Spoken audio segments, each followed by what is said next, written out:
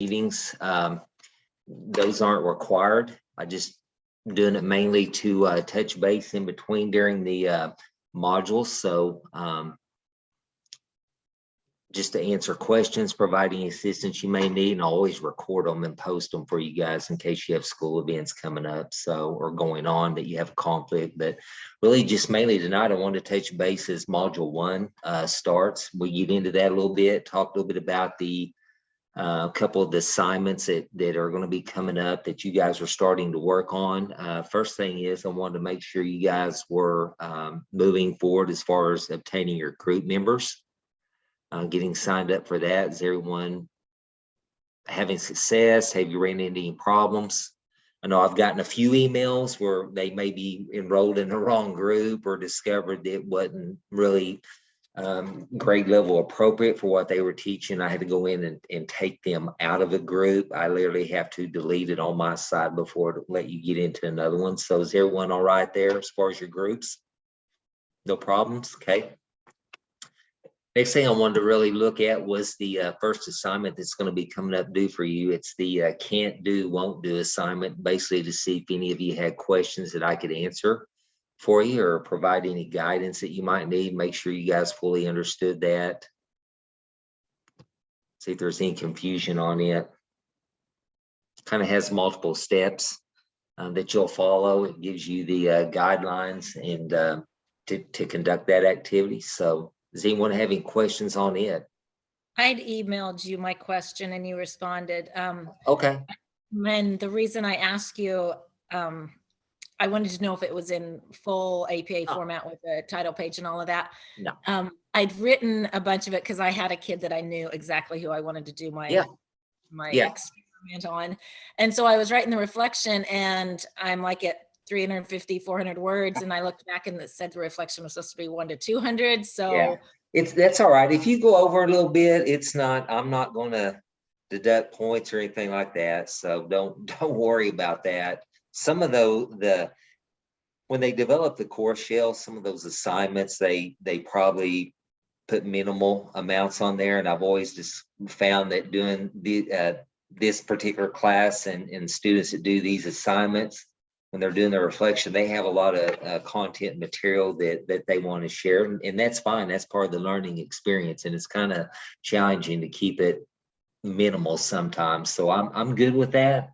And this assignment really is not so much formalized writing. It's more going in and writing a review and summarizing things that occurred during the activity. So anything on yours, I know you started writing yours, you emailed me that any surprises once you got started on it, anything that stood out? No, it's a kid that has lots of behavior issues, but he's very needy. He, a lot of it's just to get attention. Right. So, but I also know that it's kind of that double-edged sword. He acts out because he can't do. So when he's given the opportunity to earn a reward, he's all about that, but he still can't do, he's willing, but he really lacks the skills. So. Okay. Anyone else started that activity that you noticed anything? It'll be interesting once you get started on it and you'll see some things pop out and you'll determine really whether they literally can't do it. Like she explained that sometimes students will act out to kind of divert away from them because they can't do it. They don't have the skill set. And you'll see that too, especially as kids get older, to maybe prevent the embarrassment, especially like your upper middle school, high school kids that are really low level. And that's a diversion tactic that they do to try to divert that attention away from them. Like she said, once you throw that reward in and they're really, truly trying to earn that reward, whether it's food, a lot of times you can bait them with food and boy, they'll work. You can see that, hey, literally they really are trying and they can't do it. I mean, their skill deficiencies really show up. So, interesting. Is there any questions once you looked over that, Kim and Jamie? I know Marcy's on there. Once you kind of start looking over the assignment, is there any particular question you may have or something you don't understand or you need clarification on? No, you good? Looking over at the next thing, I just kind of wanted to talk about as well is looking at the lesson plan assignment. And that's looking a little bit ahead. Does anyone have questions on it? I've gotten a few emails already, just kind of asking me a little bit about it. So once you had a chance to look at those lesson plan templates that applied to you and your grade, whether it was lower elementary, middle school, or high school level, you guys have any questions on that as you kind of start getting into that assignment? It's an entire class plan. I mean, lesson though, right? Yeah. It's for the entire class, but it's Right. targeting certain behaviors, correct? Right, exactly. Okay. Yeah, that's correct. Whereas in a lot of your other classes in the program, I don't know if you guys had 805. I usually always teach 805, and we're getting into working with student one-on-one and learning how to do different types of assessments. And so it's more one-on-one, where this one here, this particular class, you can be working more with the body of the class versus a single individual student. So, yeah. Looking ahead to some of the projects, and after we met last week, I don't know if you really looked ahead on your syllabus and things as far as some of the other assignments included in that, in addition to the lesson plan. Did you see anything that concerns you that we need to talk about up front before we get too far into the semester? I haven't looked real in depth at the syllabus. It's been survival mode at school, and I just have gained 2 new kids. And Okay. so, and then we've had snow day and in service and a lot going on. Yeah, it's just been normal, crazy normal. But And I think everyone's in survival mode. You talk to you, doesn't matter what state you're in. I think everyone's there and just trying to keep their head above water. And I get it, I understand. So, I think so too. And I think we're at that time of year where the kids kind of don't want to be there. The teachers kind of are ready for spring break, and we're just kind of trying to push it out as far as we can. It's just hard.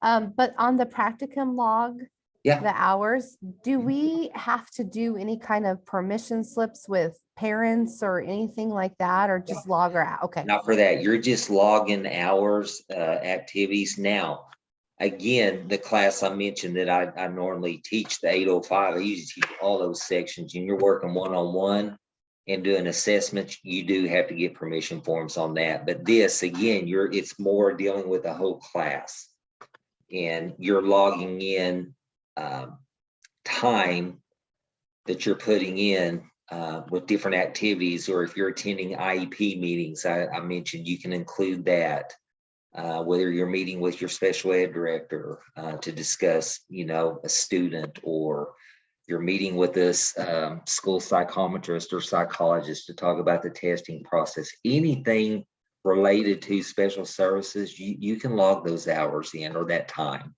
Okay, thank you. You're welcome. And so some of it may be in increments of, 30 minutes or 15 here and, 30 there. I would advise you to go ahead and do it by like a quarter. So you can put 0.25, 0.50, 0.75 if it's 45 minutes, and 1.0 if it's an hour. So it makes it easier to calculate at the end. So I would just do it, even if it's just a few minutes, I would log it in as a 0.25, which would be 15 minutes. I would do that minimum, even if it was you met 5 minutes with another special ed teacher, discuss a student, log it in as 0.25, 15 minutes. So then anytime you meet with OT, PT, the behavior, all of those. Okay. Any of those. Yeah, definitely. Okay. So just be aware of different things you have during the day. And I would try to do that, document it each day. Don't think, well, I'll catch up at the end of the week, because you have so much going on right now, just trying to survive with COVID, you forget. And then you'll be scrambling around at the end of the semester going, oh my gosh, I forgot to log this in. What all did I do? So I would try to just jot down some notes each day, I don't know if you have like a little daily log book that you jot down when students are absent and all that. If you have to, just write it down there. And then at the end of the week, you can just pull it right off of that and put it over on your log sheet. So, yeah. I will tell you, with COVID going on, going back to your comment, Kim, I would just 1 week at a time, 1 week at a time. With these graduate classes, you can look ahead and see everything that's lined up and go into panic mode real quick. Just take it 1 week at a time. You'll be fine. Just small steps. You try to look at the whole picture. It'll intimidate you. I agree, which is why I kind of haven't. I looked over it real quick, and that's it. Yeah. So mainly the can't do, won't do assignment's going to be the first one coming up for you. So, and it's something that's not going to be real formalized. It's pretty informal summary of doing those activities. So can you think of any other question?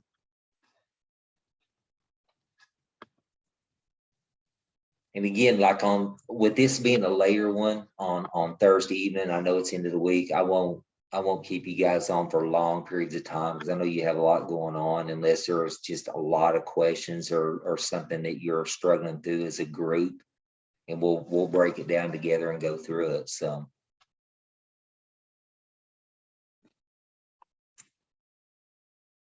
Anyone else? Marcy, are you feel good about everything up to this point?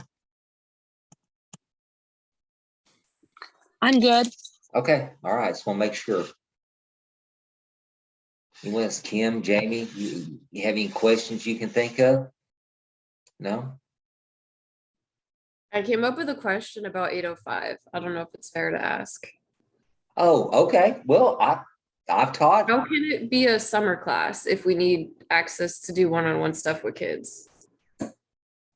Can it be a summer class? I mean, I know that it is, but yeah, I've taught it in the summer. And so what I did is I made some modifications in the summer class. Uh-huh. And the biggest modification, and I provided it for the student, probably the biggest hurdle is, hang on just a minute.